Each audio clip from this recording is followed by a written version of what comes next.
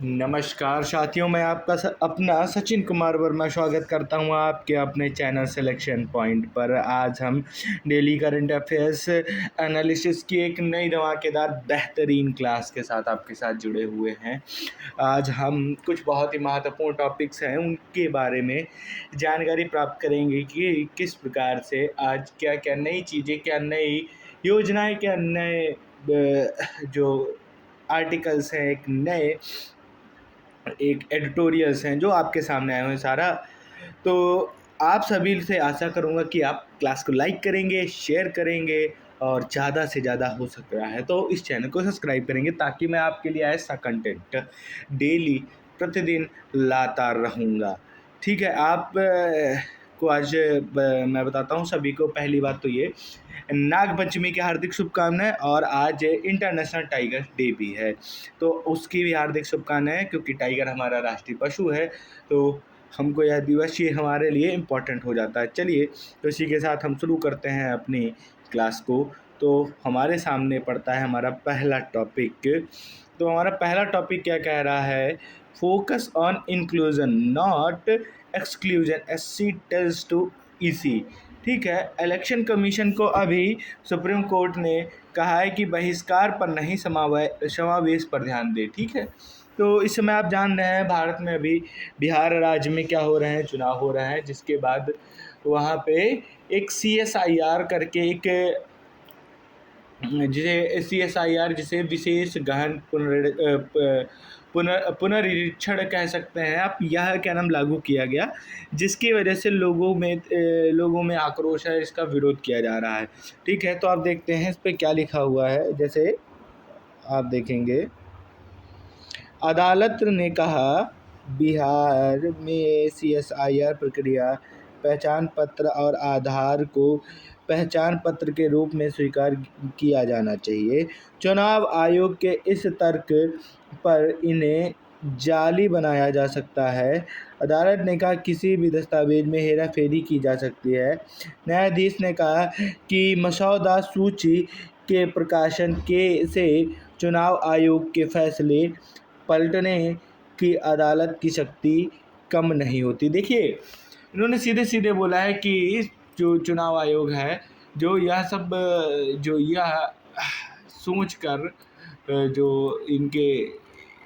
सोच कर यह कार्य कर रहा है कि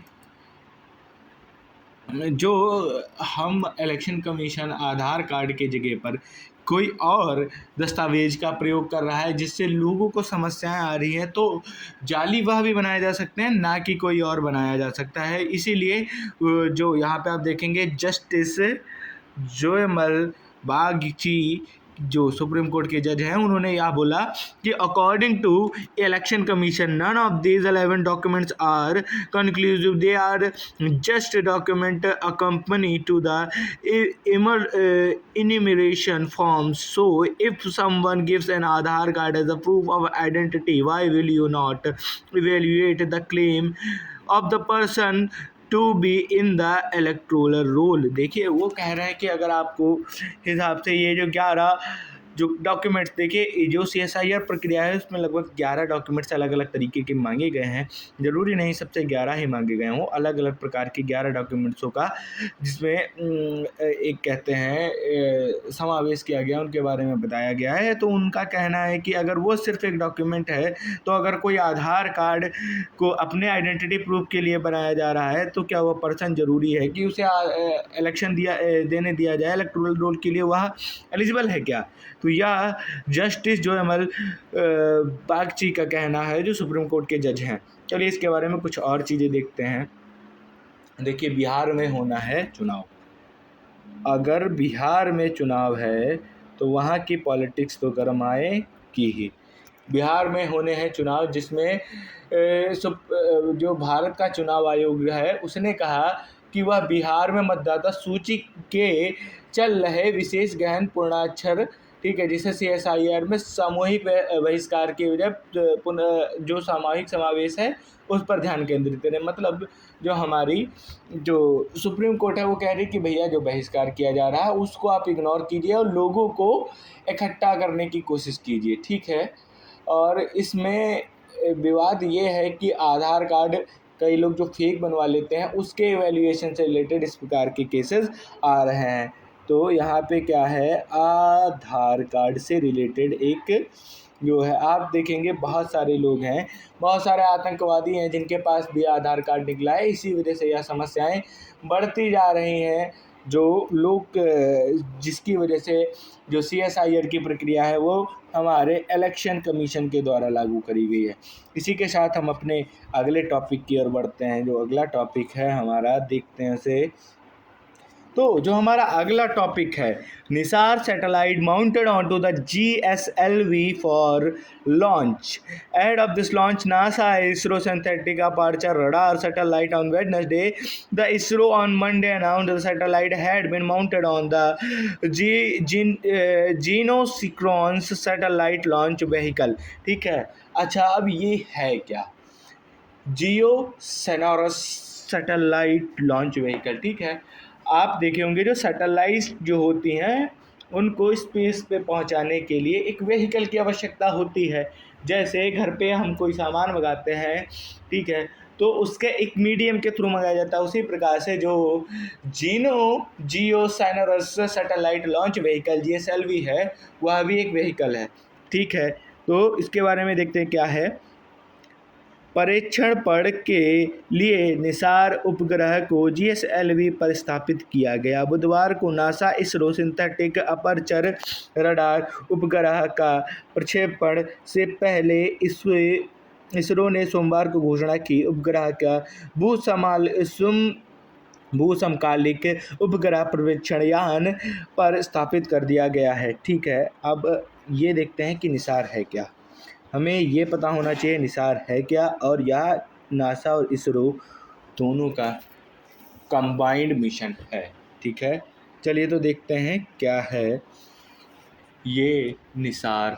ठीक है, तो अगर हम निसार के बारे में देखेंगे तो ये है नासा इसरो सिंथेटिक अपर्चर। ठीक है, सिंथेटिक अपर्चर रडार। ठीक है, ये नासा इसरो का क्या है, NASA ISRO synthetic aperture radar, जिसे हम क्या बोलते हैं, निसार। इसे हम क्या बोलेंगे, निसार बोलेंगे। तो यह कब लॉन्च होगा तो हमें इसके बारे में देखना है। इसका लॉन्चिंग कब है, इसकी लॉन्चिंग कब है। तो इसकी लॉन्चिंग है 30/7/2025 को इसको लॉन्च करना है, और 28/7 को इसको लॉन्च व्हीकल GSLV में पोस्ट कर दिया गया है, ताकि उसको पूरी तरीके से चेक किया जाए, ताकि जब इसे लॉन्च किया जाए तो किसी प्रकार की दिक्कत नहीं आएगी। ध्यान रखिएगा, GSLV की फुल फॉर्म सभी लोग याद कर लीजिएगा। और क्या है निसार है NASA ISRO synthetic aperture radar. ठीक है, यह कब लॉन्च होगा, यह लॉन्च होगा 30 जुलाई को, और इसको व्हीकल पे कब माउंटेड कर दिया गया है, तो माउंटेड कर दिया है सोमवार 28 जुलाई को। ठीक है, आगे बढ़ते हैं हम अपने अगले टॉपिक की ओर। तो यहाँ पे हमारे कुछ महत्वपूर्ण टॉपिक्स हैं, आप सभी ध्यान रखेंगे। सबसे पहला टॉपिक है इंडिया सिंगापुर से रिलेटेड। ठीक है, क्या है हमारा, इंडिया सिंगापुर संयुक्त सैन्य अभ्यास एक्स बोल्ड कुरुक्षेत्रा। ठीक, क्या है, एक्स बोल्ड कुरुक्षेत्रा के बारे में हमें देखना है। तो राजस्थान के जोधपुर में शुरू हुआ यह अभ्यास भारत और सिंगापुर के बीच एक्स बोल्ड कुरुक्षेत्र 2025 के शीर्षक से आयोजित हुआ है, जिसका उद्देश्य रणनीति, साझेदारी और सुरक्षा सहयोग को सुदृढ़ करना है। ठीक है, तो यह जो अभ्यास शुरू हुआ है, जिसमें जो हमारा जो सिंगापुर है उसकी 4 आर्म्ड ब्रिगेड और 42 सिंगापुर के आर्म्ड रेजिमेंट भारतीय सेना के मैकेन इन्फेंट्री रेजिमेंट भाग लेंगी। ठीक है, तो इस चीज़ का ध्यान रखना है हमको कि कुल कितने सिंगापुर की क्या नाम आर्म ब्रिगेड हैं तो वह 4 हैं और 42 आर्म्ड रेजिमेंट हैं जो भारत की मैकन इंजीनियरिंग इन्फेंट्री रेजिमेंट भाग लेंगे इस युद्धाभ्यास में। चलिए कुछ और डिटेल्स इसके बारे में देखते हैं कि कुल कुल कितनी 4 सिंगापुर की आर्म्ड ब्रिगेड रहेंगी, आर्म ब्रिगेड AB से लिखा है मैंने, और 42 सिंगापुर की आर्म्ड रेजिमेंट रहेंगी। ठीक है, यह ध्यान रखिएगा, 4 सिंगापुर की आर्म ब्रिगेड रहेंगी और 42 सिंगापुर की आर्म्ड रेजिमेंट्स इसमें शामिल होंगी। और किसमें? भारतीय सेना के मैकेन इंजीनियरिंग से। किससे? मैकेन इंजीनियरिंग इन्फेंट्री से। ठीक है, इनका क्या होना है? युद्धाभ्यास होना है। चलिए आगे बढ़ते हैं हम अपने अगले टॉपिक की ओर, देखते हैं अगला टॉपिक हमसे क्या कहता है। अगला टॉपिक है टेमा इंडिया लिमिटेड भारत में DHW टेस्ट सुविधा। अच्छा, अब ये भी बहुत इंपॉर्टेंट चीज़ है भैया, ये DHW क्या होता है? ठीक है, तो टेमा इंडिया लिमिटेड ने गुजरात में भारत की पहली निजी DHW domestic hot water test सुविधा को कमीशनिंग किया है, जो ऊर्जा क्षेत्र में नए परीक्षण मापदंड स्थापित करेगा। ठीक है, तो अब एक जो बिजली घर जिसे कह सकेंगे आप, एक बिजली घर बनाया गया है जिसमें, ठीक है, हम डोमेस्टिक हॉट वाटर जिसे DHW टेस्ट कहते हैं उसकी सुविधा उपलब्ध कराई गई है। ये कहाँ है? इसकी शुरुआत कहाँ कराई गई? इसकी शुरुआत की गई है हमारे गुजरात में। ठीक है, कहाँ कराई गई है? हमारे गुजरात में कराई गई है। चलिए आगे बढ़ते हैं। हमारा अगला टॉपिक है हमारा, वह क्या कह रहा है? ज्ञान भारतम मिशन, प्राचीन पांडुलिपियों का होगा डिजिटलीकरण। तो हमारे प्रधानमंत्री जी नरेंद्र मोदी जी ने अभी मन की बात हाल ही में करी, पर तो उन्होंने बोला कि हम ज्ञान भारतम मिशन की घोषणा करेंगे। ठीक है, ज्ञान भारतम मिशन की घोषणा करते हैं, जिसमें भारत भर के संग्रहित 1 करोड़ से अधिक प्राचीन पांडुलिपियों के सर्वे, दस्तावेजीकरण और संरक्षण और डिजिटलीकरण की महत्वाकांक्षा अभियान रहेगा यह। ठीक है, अच्छा, तो फिर प्रधानमंत्री जी ने क्या बताया अभी? ठीक है, जो हमारा ज्ञान भारतम मिशन है, तो ज्ञान भारतम मिशन में क्या किया गया, जिसमें यह मिशन संस्कृति और गौरव को समकालीनिक डिजिटल रूप से पहुंचाना। जैसे आप सभी देखेंगे आज जितनी भी बुक्स हैं, सारी नोट्स जो हैं हमको सारे डिजिटली मिल जाते हैं। उसी प्रकार से जो हमारी पांडुलिपियां हैं, जो हमारा भारत की संस्कृति है, उसको अब हम किस प्रकार से पढ़ सकेंगे? हम एक डिजिटल मोड में पढ़ सकेंगे। यह हमारे प्रधानमंत्री जी ने अपने मन की बात में इस चीज़ की घोषणा करी। चलिए इसी के साथ हम बढ़ते हैं अपने अगले टॉपिक की ओर। अगला टॉपिक देखते हैं हमसे क्या कहता है। तो हमारा अगला टॉपिक है तूतीकोरिन या तूतीकुड़ी एयरपोर्ट। एक नया टर्मिनल का उद्घाटन कर दिया गया है। कब कर दिया गया है? 26 जुलाई को कर दिया गया हमारे प्रधानमंत्री जी के।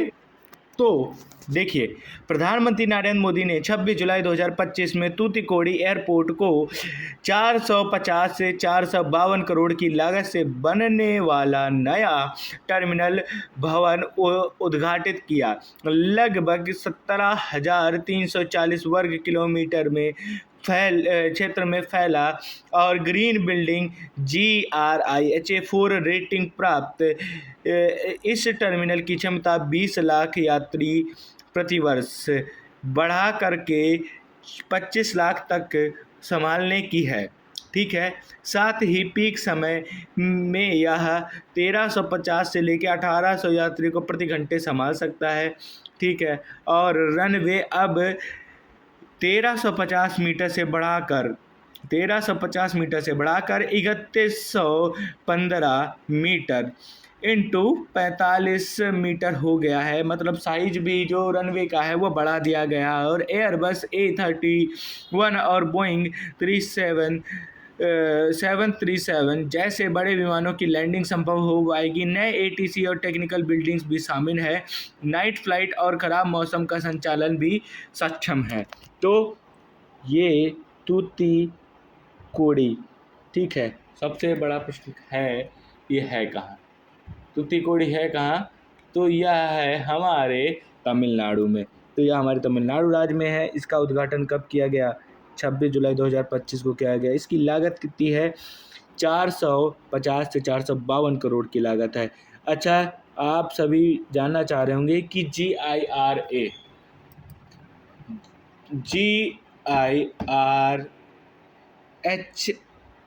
जिसे बोलते हैं गिरह रेटिंग क्या होती है? गिरह रेटिंग क्या होती है, ये सबसे बड़ी इम्पोर्टेंट बात है, ठीक है। अच्छा, जो गिरह रेटिंग है तो आवास जो होते हैं, जो आप शहरों में जाके देखेंगे जो आवास बनाए जाते हैं तो उनकी रेटिंग्स निकाली जाती है, कौन आवास देखने मतलब सस्टेनेबल है कि नहीं है, ठीक है। इसकी फुल फॉर्म होती है green rating for ingredient habitat assessment, ठीक है। तो ये राष्ट्रीय स्तर पर विभिन्न मापदंडों का ध्यान रख के इसको बनाया जाता है। और इस टर्मिनल की क्षमता कितनी है? 20 लाख यात्री, कुल मिलाकर 25 लाख, और 1300 से 1350 से 1800 लोग प्रति घंटे यह एयरपोर्ट संभाल लेगा। और इसके रनवे की जो हाइट है, डिस्टेंस है, वह कितनी बढ़ा दी गई है? वह कर दी गई है 3115 से लेकर 45 मीटर, ठीक है। और एयरबस एक A321 और बोइंग 737 जैसे बड़े विमान आ सकते हैं। ATC और टेक्निकल बिल्डिंग भी शामिल की गई हैं ताकि नाइट फ्लाइट और ख़राब मौसम का संचालन करने में सक्षम हो। देखिए, इस प्रकार से यह एयरपोर्ट दिखता है। इसी के साथ हम बढ़ते हैं अपने अगले टॉपिक की ओर। जो अगला टॉपिक है हमारा, जो बहुत महत्वपूर्ण टॉपिक हमने शुरुआत में ही देखा, तो आज है हमारा इंटरनेशनल टाइगर्स डे, ठीक है। 29 जुलाई को अंतर्राष्ट्रीय बाघ दिवस मनाया गया, जिसे ग्लोबल कंजर्वेशन अवेयरनेस के बढ़ावा देने के लिए मनाया जाता। देखिए, आज मंगलवार 29 जुलाई को हम विश्व टाइगर दिवस मना रहे हैं। तो इसकी शुरुआत कब हुई? इसकी शुरुआत होती है 2010 में। 2010 में इंटरनेशनल टाइगर डे मनाना शुरू किया गया, जिसमें सेंट पीटर्सबर्ग में बाघ शिखर सम्मेलन किया गया था। सेंट पीटर्सबर्ग में बाघ शिखर सम्मेलन किया गया था। 29 जुलाई को बाघ संरक्षण की आवश्यकता को देखते हुए जागरूकता फैलाने के लिए 2010 में अंतर्राष्ट्रीय बाघ दिवस की स्थापना करी गई, ठीक है। और इस बार बाघ दिवस का जो नारा है, उसका नारा है उनका अस्तित्व हमारे हाथ में है। इस प्रकार का नारा इस बार इंटरनेशनल टाइगर्स डे पर दिया गया। चलिए, इसी के साथ बढ़ते हैं हम अपने अगले टॉपिक की। तो हम देखेंगे अगला टॉपिक है नालसा की वीर परिवार सहायता योजना। क्या है? नालसा की वीर परिवार सहायता योजना, ठीक है। तो ये क्या है? देखिए, नालसा की फुल फॉर्म है नेशनल लीगल सर्विस अथॉरिटी। देखिए क्या है, जो हमारे शहीद, जो सीमा में शहीद हो जाते हैं उनके परिवार, और जो भी सेना में हैं उनके परिवार, उनके लिए सरकार ने यह योजना लागू की है, जिसमें जो रक्षाकर्मी हैं उनके परिवार को समर्थन मिलेगा, साथ ही साथ में उनको कानूनी सहायता, राहत के पैकेज और परामर्श भी शामिल। परामर्श का मतलब जैसे अगर किसी भी डॉक्टर का कंसल्टेंट है या किसी भी प्रकार की दिक्कत है, इस प्रकार के सभी जो नालसा इस प्रकार की कार्य सभी देखेगा हमारे वीर सहायता योजना के अंतर्गत। ध्यान रखिएगा, या किसके लिए है? जो रक्षाकर्मी हैं, जो हमारे आर्मी पर्सन्स हैं। किसके लिए? आर्मी पर्सन्स के लिए। ये मैं बहुत ही एक एप्रिसिएटल कदम उठाया गया है सरकार के द्वारा, जो बहुत ही महत्वपूर्ण है। जो सैनिक हमारे लिए देश के बॉर्डर पर जान देते हैं, उनके लिए इस प्रकार के कार्य अवश्य ही होने चाहिए।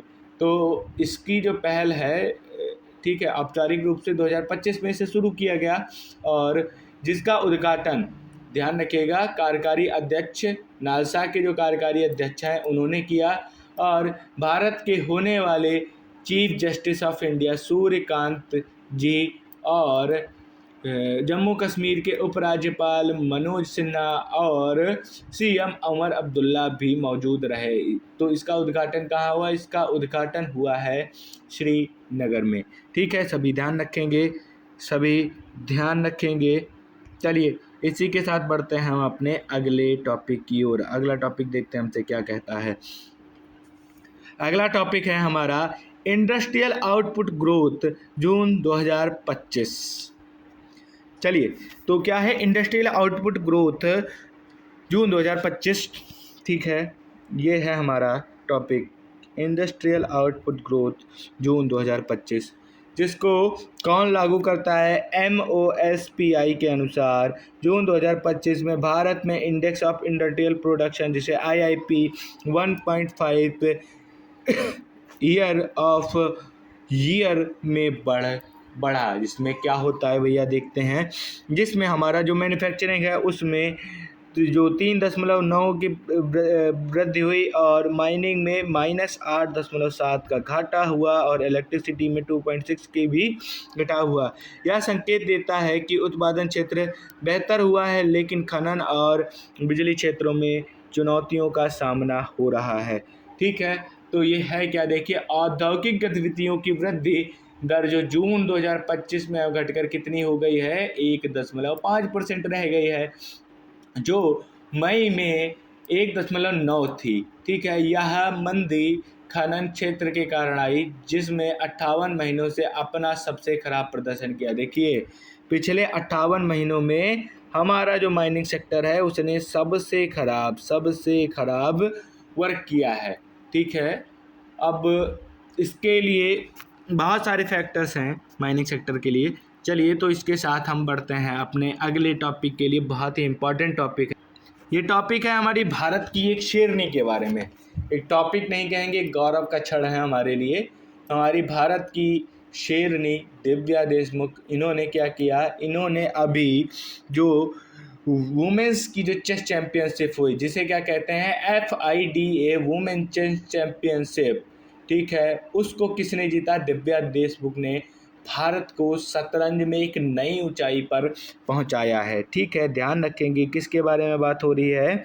दिव्या देशमुख ने वुमेन्स चेस वर्ल्ड कप जीता है। इनकी उम्र कितनी है? मात्र 19 वर्ष की इंटरनेशनल मास्टर बन गई हैं दिव्या देशमुख ने ग्रैंड मास्टर हम्पी कॉर्नरेऊ को तेजी से टाई ब्रेक में 0.5 से हराकर फीडा वुमेन्स वर्ल्ड कप जीता। ठीक है, और 2025 जीत लिया, जिसकी राशि कितनी है? $50,000 का पुरस्कार राशि भी प्राप्त की, और वह केवल तीसरी बार विजेता बनी है। आगामी विजेता कोस्टेनेक्यू 2021 और गोरा चिकान जो हैं वो 2023 में बने हुए थे। ठीक है, तो देखते हैं इनके। देखिए, जॉर्जिया के बुटमी में यह विश्व कप आयोजित किया गया था, जिसमें कुल 107 खिलाड़ियों ने हिस्सा लिया था, और नॉकआउट प्रारूप का यह मुकाबले होते हैं, जिसमें सभी मैच आपको जीतने होते हैं। नियमों के अनुसार खिलाड़ी को कौशल और समय प्रारूप रूप से परीक्षण के लिए मिलता है। देखिए, एक समय लिमिटेड होता है चेस के खेल में। ठीक है, उस हिसाब से अपना काम करना पड़ता है। तो हमें उस चीज़ से मतलब नहीं है कहाँ हुआ, जॉर्जिया में हुआ, जॉर्जिया के बुटमी में हुआ, और कुल 107 लोगों ने इस विश्व कप में हिस्सा लिया। इसी के साथ आज का सेशन यहीं पर समाप्त होता है। देखिए, मैं आपसे आशा करूंगा कि आप हमारे चैनल को सब्सक्राइब करेंगे, लाइक करेंगे और शेयर करेंगे अपने मित्रों के साथ। ठीक है, और आप सभी मेरा परिचय जानते हैं, मैं सचिन कुमार वर्मा। मैं आशा करूंगा आप सभी चैनल को सब्सक्राइब करेंगे, शेयर करेंगे। मिलते हैं आपसे कल एक नई धमाकेदार बेहतरीन क्लास के साथ। धन्यवाद।